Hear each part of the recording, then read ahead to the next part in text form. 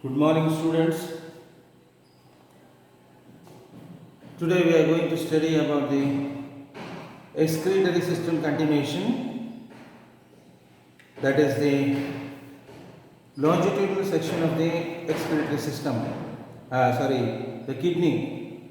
The longitudinal section of kidney we are going to study today. So yesterday I have already explained, even though I will explain little bit today also because it is the continuation of the system. So here when you take a longitudinal section of the kidney, we will see two portions here, renal cortex and medulla. The outer layer is called cortex and the inner one is called medulla. So the cortex and medulla are the two parts of the kidney. There are two kidneys in our body which are reddish brown in color. Reddish brown in color. They are bean shaped in structure. The very important thing is that where they are situated in the human body, where the kidneys are situated, you must write it very clearly. So they are situated on the posterior abdominal wall. The first point is posterior abdominal wall. Second, on either side of vertical column. On either side of vertical column, BC, either side of vertical column. The third one is they are between the level of last thoracic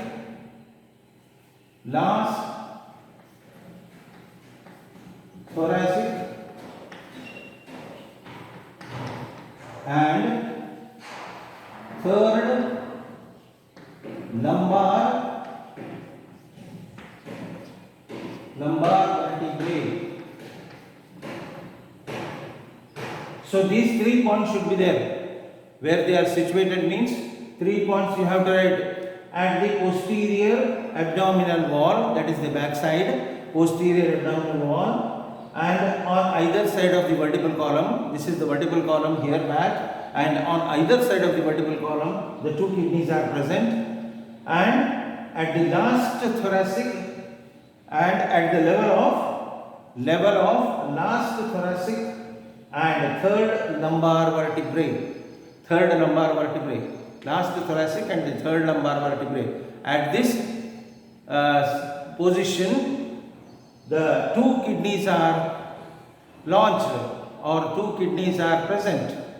So you have to remember where they are situated. They are situated on the posterior abdominal wall on either side of the vertical column between the level of last thoracic and third lumbar vertebrae. The outer surface is convex. Here. This is convex and the inner is concave inside. The inner is concave. There is a deep notch in the concave side called hilum.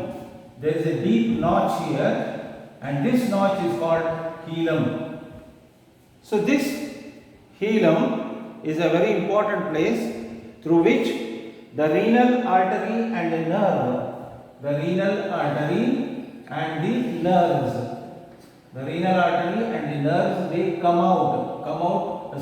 they go inside the kidney. The renal artery and the nerves, they move inside the kidney, and the renal veins and the ureter, this is the renal vein and the ureter, this is the ureter. These two tubes come out from the kidney here. They will come out through the hilum. So this is the main junction or the slit from where the renal artery and the nerves enter inside, and the renal vein and the ureter come out from the kidney. Kidneys are surrounded by a tough fibrous tissue called capsule, renal capsule. This is the tough wall which surrounds the kidney, and it is made up of fibrous tissue called a capsule, which is again covered by absorbing layer, a shock absorbing layer of adipose tissue called renal fat pad. So whenever there is an accident, or whenever the kidneys they come under the pressure, then the shock is absorbed, the pain is absorbed by this fat pad which is present on the capsule. So this is called as renal fat pad. I have already told the kidneys weigh 125 to 175 grams in male and 115 to 155 grams in female. The length of the kidney is 11 to 14 centimeters. The width of the kidney is 6 centimeter. Thickness is 4 centimeter. In the longitudinal section, kidneys show the outer portion called cortex and the inner portion called as medulla. There are two parts in the kidney, the cortex and medulla. The outer is cortex, the inner one is called medulla. The cortex is light in the color, whereas the medulla is dark. All the different cells or the different bodies are present in the medulla, and it is dark in color. Medulla is made up of triangular cone-shaped areas called renal pyramids. So, triangular shape, conical shaped areas are present in the medullary region or the cortical region, medullary region called renal pyramids. The apex of pyramid is called renal papillae. The apex, this portion, the apex is called renal papillae. So this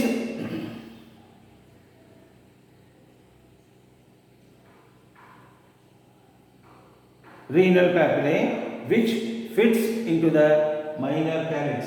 Here in the minor calyx they will fit. The apex is fitted in the minor calyx.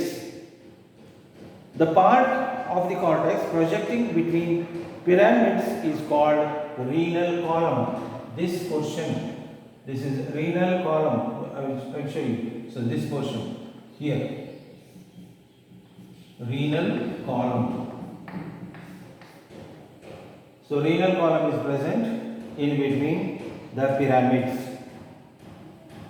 The renal sinus, major calyx, renal pelvis, blood vessels are present in medulla. The renal pelvis leads to the ureter. This is the pelvis region which leads to the ureter. This is the ureter. I have written here. So ureter is there, which is the continuation of the pelvis, that is the renal pelvis. Now coming to the microscopic structure of the kidney, that is the histology, this portion, microscopic structure or the histology of the kidney. Kidneys may be considered as the collections of millions of tubules inside. So this is the kidney and millions of tubules present inside the kidney. The kidney is made up of millions of tubules, tubes, small tubes are there inside. So these tubules are called uriniferous tubules. This portion complete nephron, this is I have called nephron, and this is nothing but uniferous tubules, and millions of uniferous tubules are present. Each uniferous tubule consists of an excretory part called nephron and a collecting tube. So this is uniferous tubule. This is filtering portion called as the nephron and the collecting tube. This is the collecting tube here. Nephron and the collecting tube include the uniferous tubule. Now there are about 1 to 2 million nephrons are present in the kidney. Each kidney contains 1 to 2 million. See how much number is there. The number is more here. 1 to 2 million nephrons. They are nothing but uriniferous tubules, tube-like structures. So these tube-like structures, uriniferous tubules, they are million and million present in the kidney.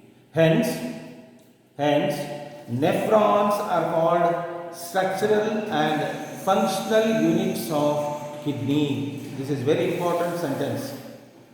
Nephron is called structural and functional unit of the kidney. Now coming to the next point, nephrons cleanse the blood and balance the constituents of circulation. So the nephrons, what is the duty of the nephrons?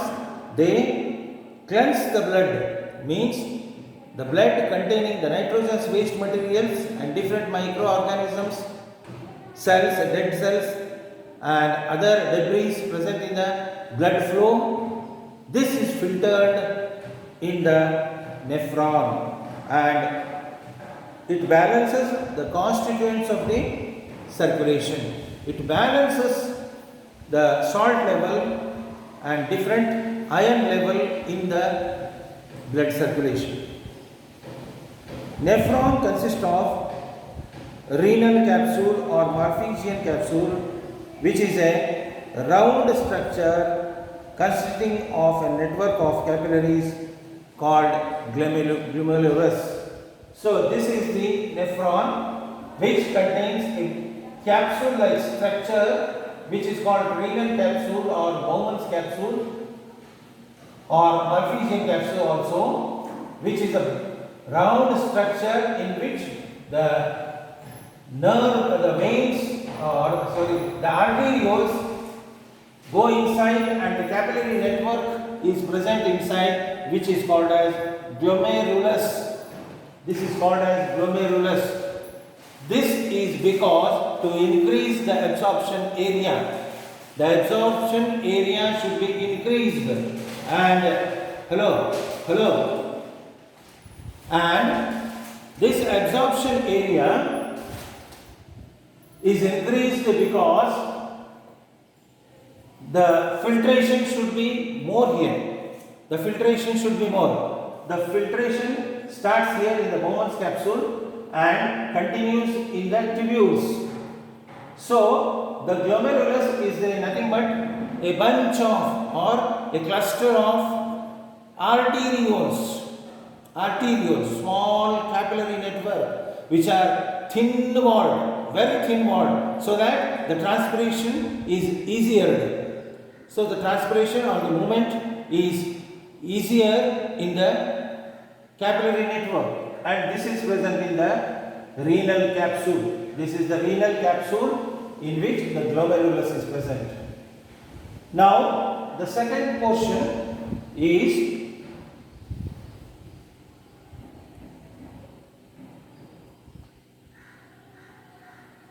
the glomerulus and the Bowman's capsule together form the renal capsule. The glomerulus and the Bowman's capsule together form renal capsule. Bowman's capsule is cup-like double-layered covering. This is the cup-like structure.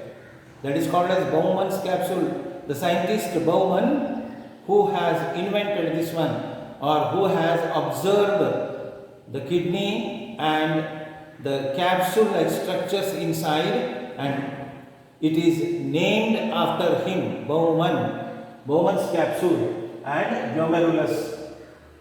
So this Bowman's capsule includes the Bowman's capsule, and the glomerulus include the renal capsule. Now coming to the next point, the Bowman's capsule is continuous as the renal tubule. Renal tubule. So this is the renal tubule, and this renal tubule has three parts. The first part of the renal tubule is called proximal convoluted tubule. This is the first part. Proximal convoluted tubule, PCT. And the second one is Henle's loop of Henle.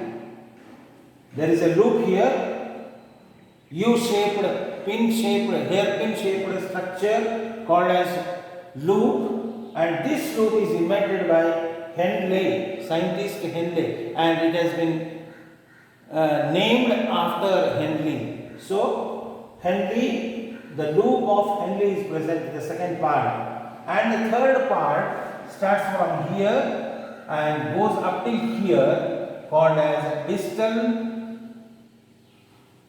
convoluted tubule, DCT. This is the third portion of the renal tubule. The renal tubule is made up of three parts.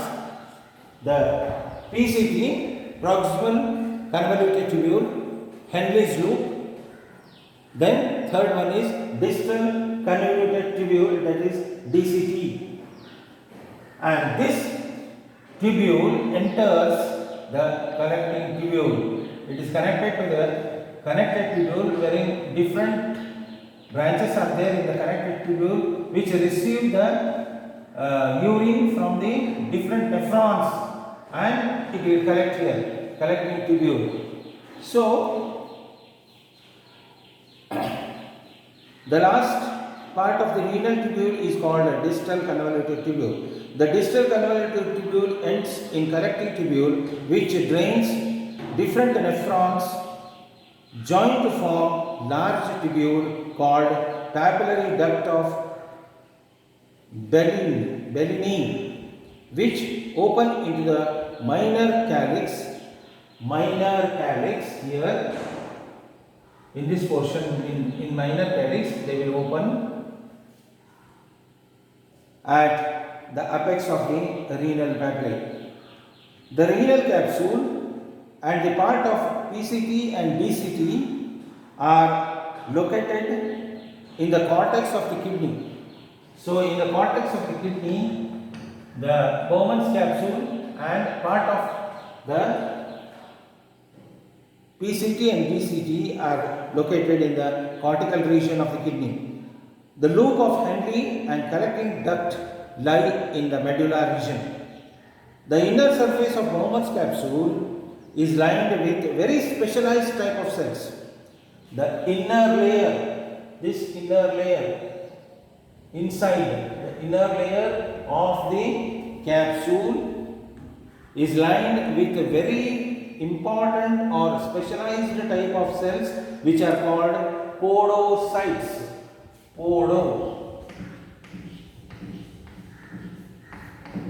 Podocytes. These play a very important role in the absorption process. So, in the absorption process or in the filtration process, they play a very important role. And the inner layer is lined by simple squamous epithelium. The inner layer, this is the inner layer, which is lined by the simple squamous epithelial cells.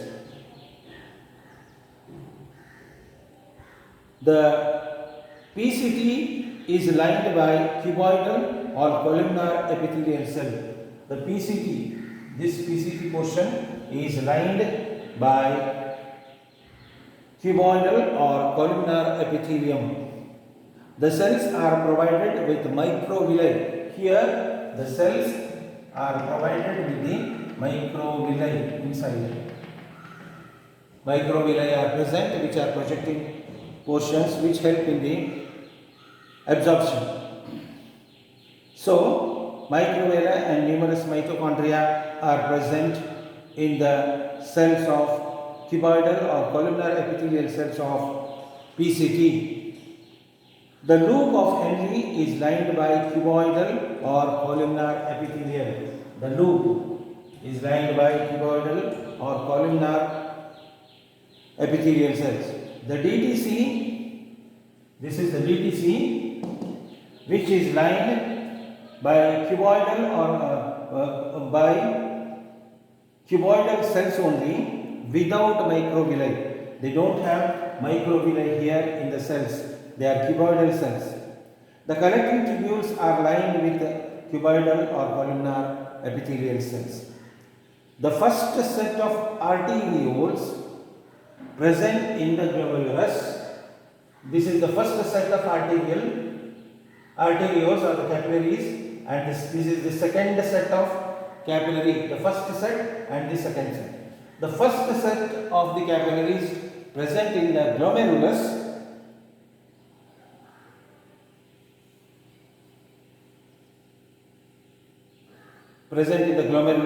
are concerned only with removal of waste products from the blood. They are involved only in the removal of the waste products. Here the blood is moving inside and the waste product is moved inside. So this says that the first set is only involved in the removal of the waste product. The second set here, the second set of capillaries which is present around the renal tubules are concerned with the exchange of gases. They exchange the gas. Carbon dioxide is taken inside, oxygen is given out. So they are also absorptive as well as exchange of gases takes place in the second set of arterioles or the capillary set. Now the permeability of the collecting duct. This collecting duct has its permeability. So this permeability or the movement or the capacity of the collecting duct is controlled by antidiuretic hormone. Antidiuretic hormone called as ADH. So antidiuretic hormone controls the movement of the collecting tubules. The urine movement is controlled by ADH, which regulates the dilution of urine, which also regulates the dilution of the urine, and absence or the deficiency of this hormone results in the excretion of large volume of urine repeatedly. ನೋಡಿ, diabetes ಒಂದು ರೋಗ ಇದೆ, diabetes ಇನ್ಸಿಪಿಡಿಸ್ ಅಂತ. ಈ ಒಂದು diabetes ಇನ್ಸಿಪಿಡಿಸ್ನಲ್ಲಿ ನಾವು ನೋಡ್ತೇವೆ ಮೇಲಿಂದ ಮೇಲೆ ಪೇಷಂಟು ಯೂರಿನ್ ಪಾಸ್ ಮಾಡಕ್ಕೆ ಹೋಗ್ತಾರೆ. Urination is more in diabetic patients. Why means this ADH or the antidiuretic hormone is less or deficient or nil also in some cases. So if it doesn't work on the collecting tubules, it loses its power and the dilution of the urine becomes more and the urination becomes more frequently. So this is the ADH. Now I have told there are different types of renal, different types of portal systems, And here also you can see one type of portal system. In the circulation method I have told the hepatic portal system, and there is one more portal system present in the kidney. So this is called renal portal system. The renal portal system, I will explain about that one. The afferent arteriole from the renal artery. The renal artery enters inside the kidney and gives up many branches called as afferent arteriole. And this afferent arteriole enters inside and gives rise to many capillaries. And this group of capillaries called as glomerulus. So here it will branch in the Bowman's capsule first. Then afterwards it joins to form the efferent arteriole. So this efferent arteriole comes out and coils around the renal tubule, giving rise to many branches of the capillaries. Many branches. This will give again one more branch of capillary network here to the renal tubules, because absorption must be there. Water should be taken inside. Necessary materials should be taken inside the blood flow. So absorption takes place here in the tubule, and the urine is produced, which is collected in the collecting tubules and sent out.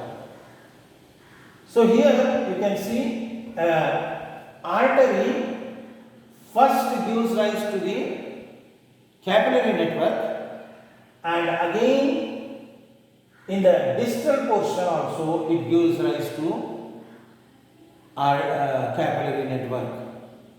The artery starts from the capillary, ends in the capillary.